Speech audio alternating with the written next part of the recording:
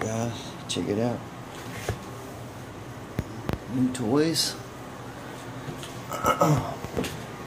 We'll try our first repair job here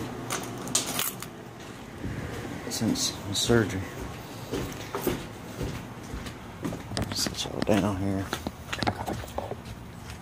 Now I can show you. Key in. Listen. Hear that? Starter's roached again. What I want to do is see if I can pull that starter off of there. It's usually the solenoid that's causing it to do that, but it's from all that water the other night. Y'all seen it in the video. We'll pull it off of there and tear it apart and see if we can see what's going on with it, if it's the brushes or if it's the solenoid. I'm pretty sure it's solenoid. I'm going to try to figure out some way to prevent that a little bit, because this is probably the 10th starter on this Jeep. It was in, you know, you get in that deep water, I've said it before, don't take long and it's junk, your starter. Yeah, that trip the other night was spooky, man. On the way, when we come out of the woods, our phones were dead, but we run up on a car burning in the woods. It was crazy. It was a crazy night. It was the night after the hurricane come through. Power was out everywhere. So we decided to go trail ride. Ended up getting lost. Batteries disconnect. Had something happen too. Anyways, sorry about that. There's the wife calling. She's found some goodies. She's bringing me home. You can't. I tell you what, guys. I got the best woman in the world. Anyway, what was I saying? Oh, something that happened the other night that I hadn't ever seen before. The somehow the cruise control, this piece over here, you know, the little motor that pulls the cable, the steel here, the sumbitch got wet and started pulling. I don't know how it could even happen. I haven't researched it at all. But see here, I had to unhook it. And see how freely that's moving? The other night, you couldn't even move it. It was wanting to pull that way. And it was making the throttle pull wide open. So, man, maybe y'all might want to unhook that if you're going to be out in the woods and, you know, beating in the trails. I mean, I haven't researched why it happened or how it could happen or any of that, but could have been something I did on the inside got wet. It could have been something, but all that was wet over there and it was pulling the throttle. It started out where it wouldn't return to idle. It was wanting to stick about 1,000 and then 1,200, and then I got on it and it wanted to stick wide open. So anyway, I pulled it out and stuffed it down there. We'll probably just take the whole thing off because I don't use no damn cruise control. Anyway, where was we at? Back to the starter. I'm gonna get it off of there and we'll see what's going on with that. Alright guys, I got her off. Every single time, it's the same problem. Solenoid. There's usually nothing wrong with the motor. They just use junk for these. You test it. This is a power, this is a micro start deal. Keeping the Jeep. Test it. Nothing. You transfer the voltage down here though, you got motor. Get it to work.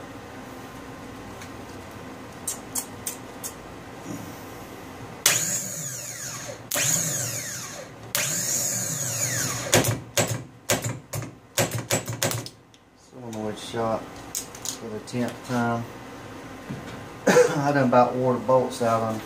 I actually have to put a stud in one of the bolts and re-thread it because of this. I've had to change it so many times. I mean,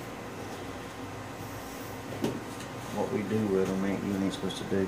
Let's take this off and look in there and see if you can see anything that might be causing the issue. Okay, I'll get back with you. Let's pull it off there and see what we see.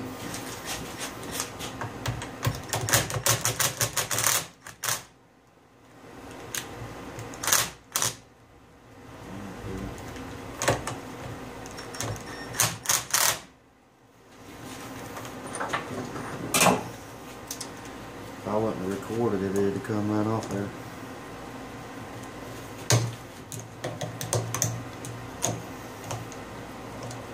They had this problem with these starters from, this one's from, I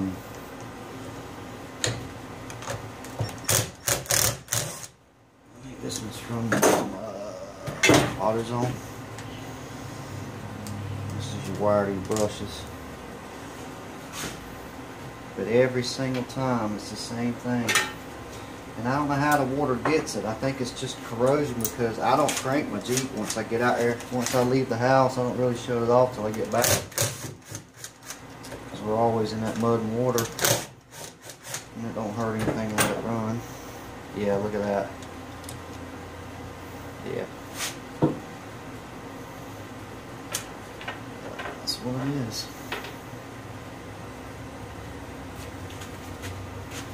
See if y'all see down in there.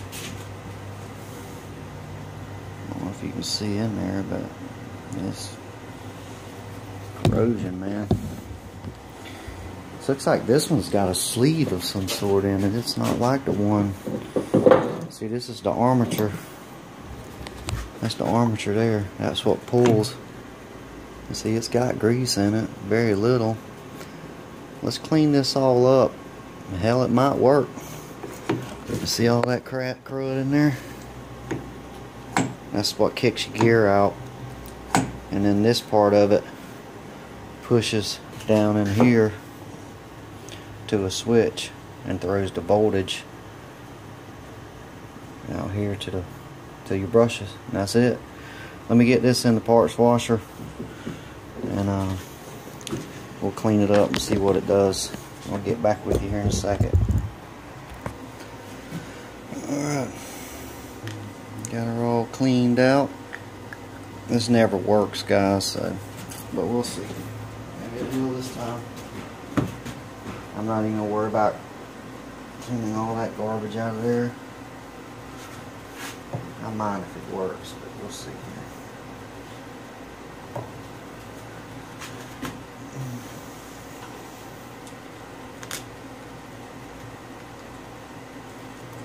Corrodes up, and then it's got like it looks like some kind of ductile iron or cast iron or something for the armature, and then this outside housing is some kind of steel, and you get it wet and it rusts together, and then it don't pull all the way, and then it takes the contact tips out of the deal and starter. Still, I bet you this is at least the 10th one that I put on there in the last 2 years. You think I'd quit going through all that water, but nope.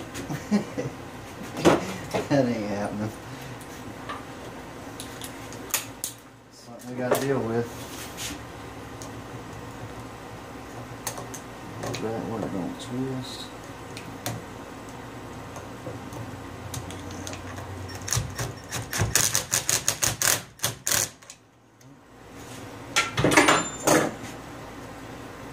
See what it does.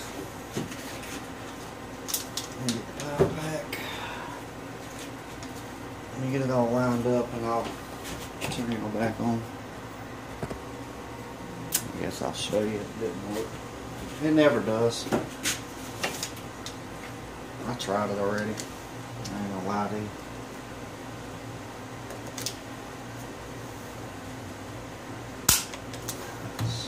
This is why I didn't show you. This thing's a pain in the ass to try to do this. But it ain't gonna work. Nope. Same thing. Ain't nothing wrong with the starter, it's that damn solenoid. Every time. Same thing. I think I'm gonna have to get a better type of. Which this is not one for my year, because the wife seemed to last longer than mine. So I got one for her year model put on here, and this is it. This was bought 4th of July weekend. Or it wasn't bought, I took the old one back, and I'm gonna take this one back. Because that shouldn't do that. I mean, I had a Jeep starter on there for a damn year, and it never did do this. It took over a year to do it. These will do it one weekend or two.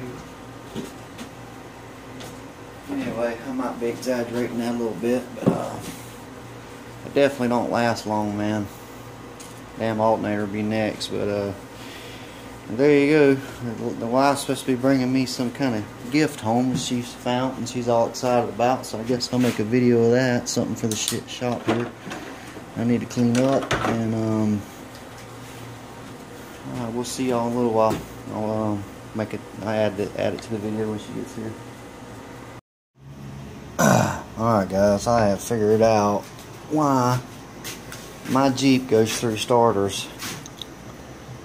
Now, yeah, it's getting mud in here and water in here and corrosion, but I didn't think that's what was causing it, because this one didn't seem to be that bad as my last one. Okay, so I had to do a little bit of research on this starter. I hope y'all can see up in there, but did you see all that mud up in here? I mean, it is all gobbed up in there, right? Okay, let's see a flashlight. There's a flashlight on drill. See it? All packed up in there. Now this is something I know better to do too. You see that? Anybody guess what that is? That is my dust cover. I've never put it back on. I put a new converter in it and just never forgot about it. But what's happening is that flywheel is slinging mud around up in that hole and packing it up in here, and packing it in there, right? You take this little rubber cover off. See if I can stay back far enough where y'all can see. See that little round spot? There's a little spacer right here. This little shim that keeps it from traveling too far. You see where that arm here for the gear has been coming back? Okay. That dirt's getting behind that. That mud is getting behind this, I think. And binding, getting like over here like that. Then when it comes back, it's hitting that, which won't let this pull all the way back to hit the switch to engage the contacts to turn over the fucking starter. So, like I've told y'all before, I don't know everything, and I maintain my Jeep well, and I know better than running the damn no dust cover on my transmission like a freaking retard, but I never had any trouble out of it until now. But that's what's happening.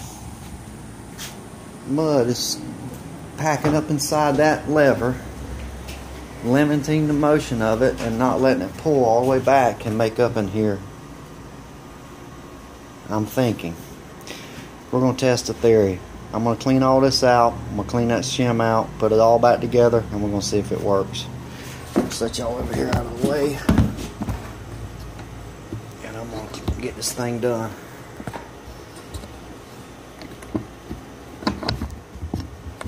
Alright guys, I could be full of shit, but see, that's your little stop. Cleaned it all up. Wash this out. There was mud. If there was something between here and there, it would definitely stop it from pulling that solenoid all the way in. So I'm gonna put the stop back there. I'm gonna put this rubber back in here and put the solenoid on it, and we're gonna try it. Alright, let's see if I can do the balancing act here. Let's see here.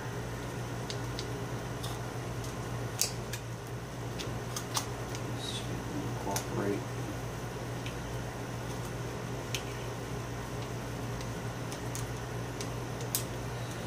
Let's try a different way. That's just a pain in the butt. Alright guys, I got her jumpered out with a jumper cable trick. Let's see what she does.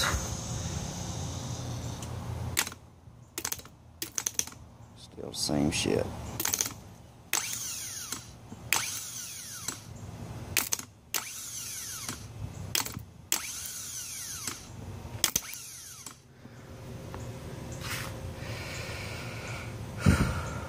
Let's try something different here.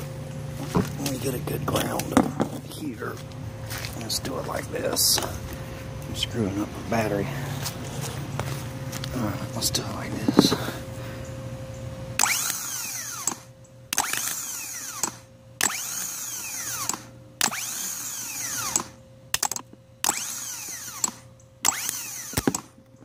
It was hot.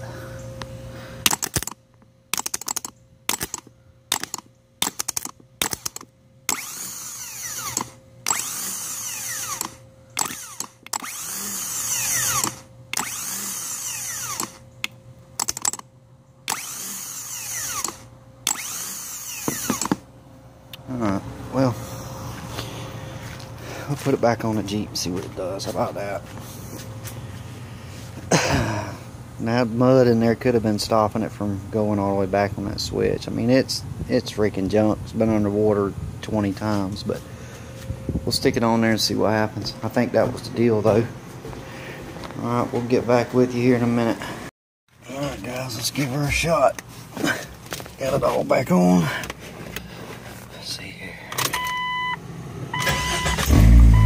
Ain't that some shit? You know how many damn starters I've took back?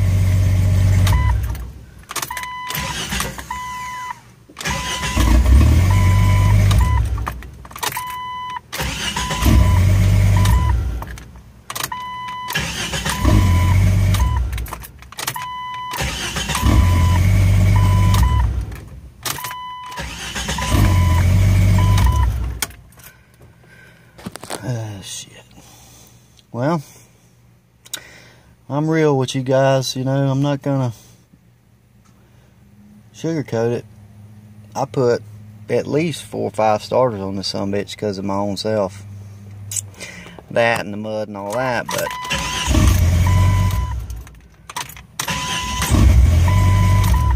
I would have never thought that. But, you know, this thing's so high up in the air, you'd never think it'd get that deep in the mud, down in the mud. That's definitely what it was. I mean, it packed that mud up in that lever so far. I want to take a guess when I started having starter problems, when I put a new torque converter in it. Because my lazy ass never put that back on. That's ridiculous. But whatever. Maybe, I ain't gonna. Like I said, I'm real with you guys. If you take that dust cover off, put it back on. And if you don't, let's get a packed mud up in the starter. Proven. Anyway, guys, the old lady says she got me a present when she gets home, and I'll make a video of it and put it at the end of this. The starter's fixed.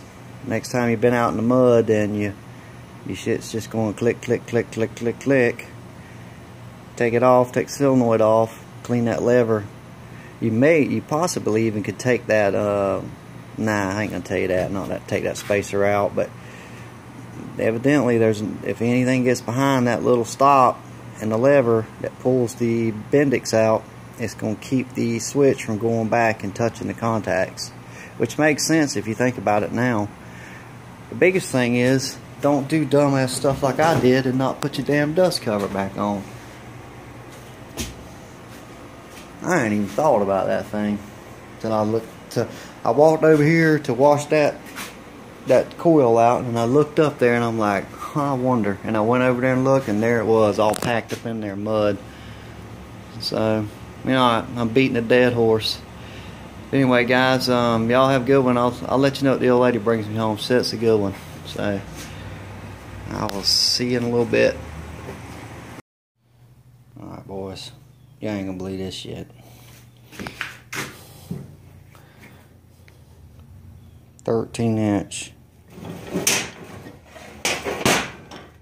Wilton C-clamps.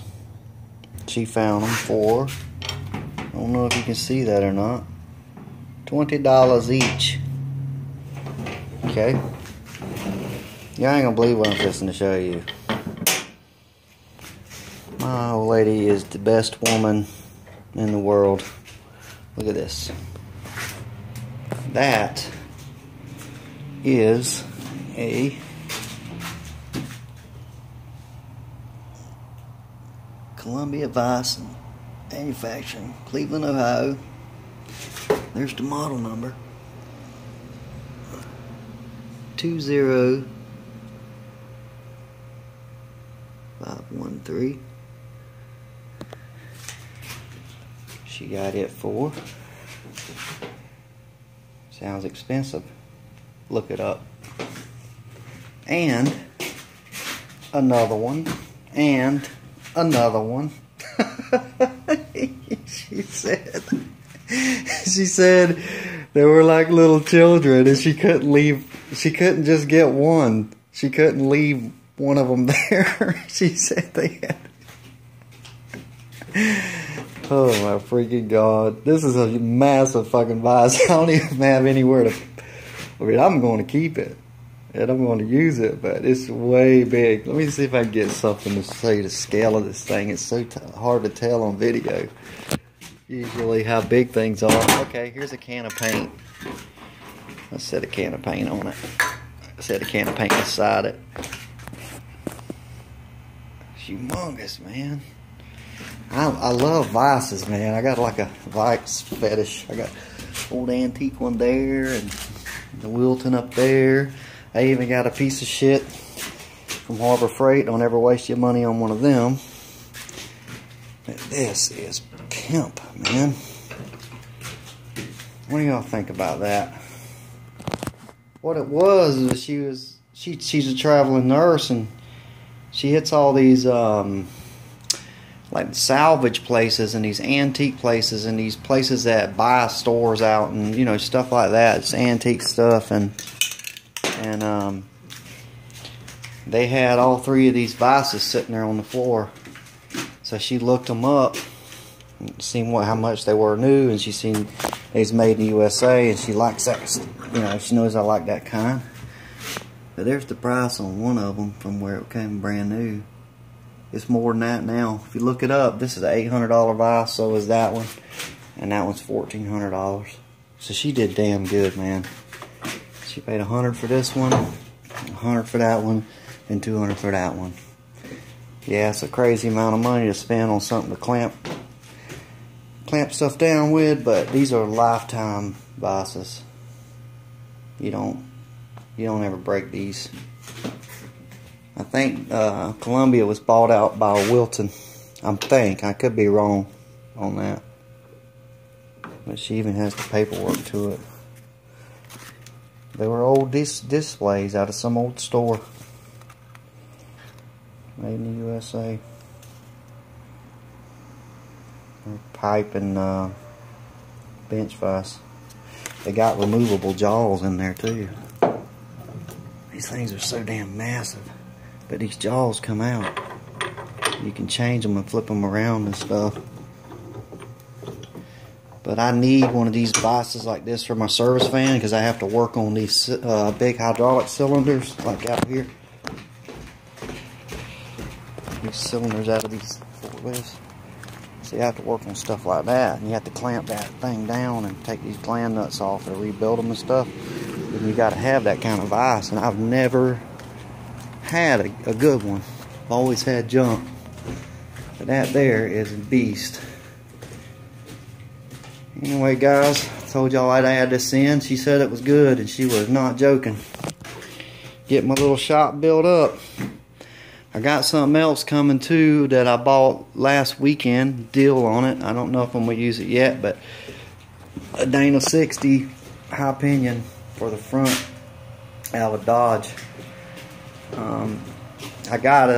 I don't have any way to go get it yet because I can't lift anything heavy right now. I got my neighbor to come do that for me. Put those up there, but I got a Dana 60, and we may truss it out and try a new welder and plasma cutter out and stick it under there and see how it goes. Not gonna promise y'all nothing on that yet. You know, y'all know how I am, wishy-washy about the bottom, this part down on my Jeep. And the reason I am is because it works so damn good. I've always learned over the years when I was drag racing, mud racing, you get something that works and it don't break, and you don't have to work on it all the time. It's hard for me to mess with it, because if it works, you leave it alone. That's usually your best policy. But when Johnny buying 44s and my other buddy's getting 40s and the other one's getting 44s, and you know, I'm gonna be the one in the back not being able to go where they go, and I don't like that kind too much. But we'll see how things go. But I wanted to show y'all that. Is my wife not the best in the world? I'm fucking giddy with it. Hell, why get one? Just get them all. Whatever, honey. I love you. Thank you. Bye, guys.